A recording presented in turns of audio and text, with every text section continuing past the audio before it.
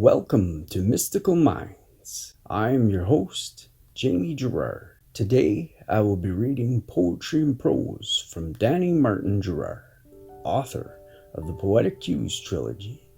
His work can be found at dannygs.fortoday.com or Mystical Minds YouTube channel and podcast, co-owned with myself, Jamie Gerard.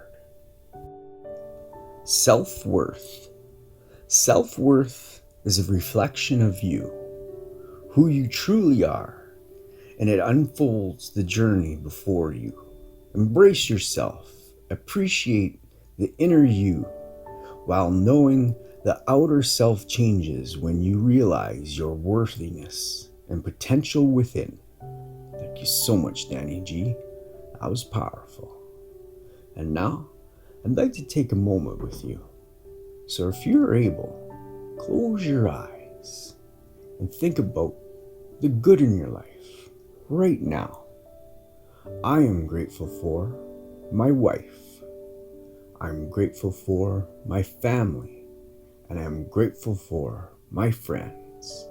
What are you grateful for?